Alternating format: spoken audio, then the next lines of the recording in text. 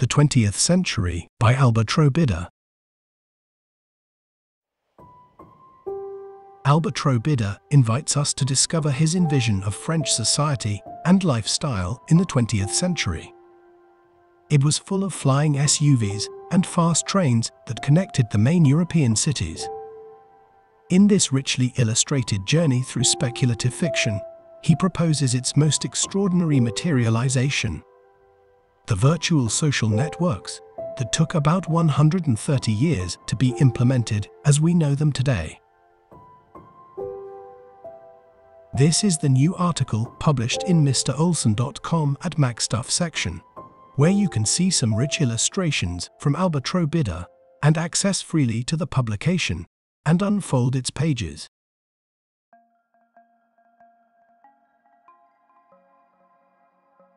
Occasionally, there are accidents in which someone gets lost imagining alternative worlds, surrendering to a utopia that fills the future and makes innovation and technical and human development possible.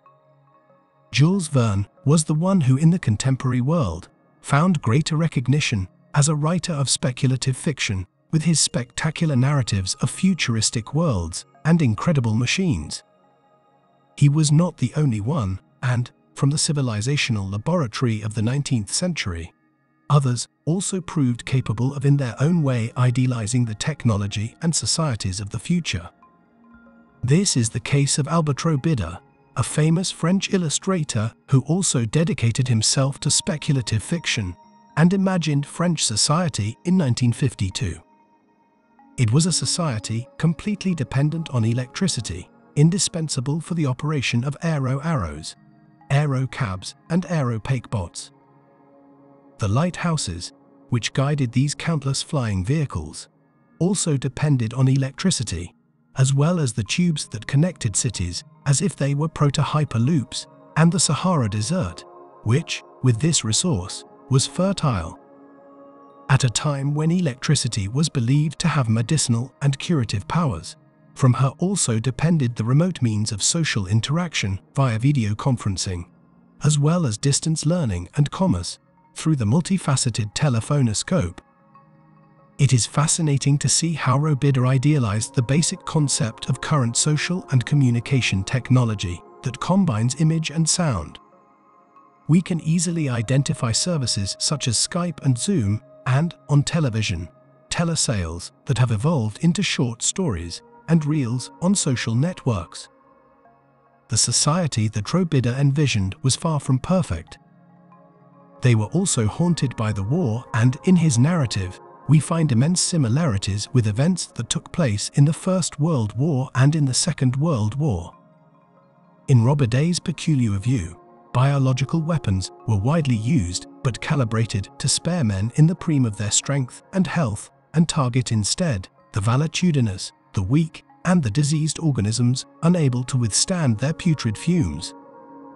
Some romanticization of war is evident when we observe the illustration of a regiment of soldiers mounted on bicycles with spears in hand in the style of Greek phalanxes, as well as infantry soldiers in armor.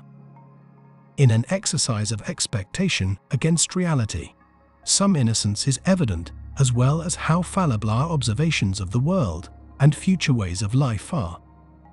What doesn't change is the romance and the chances that triggers it. The plot of the story unfolds following a meteorological disturbance that affected the distribution network, putting all services in redundant or suspended mode.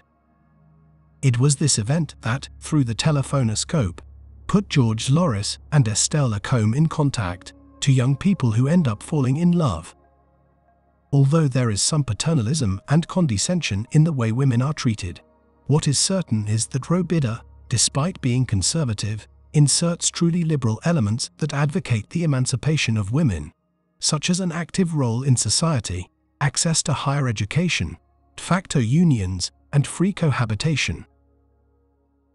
A fight for civil rights that isn't over yet.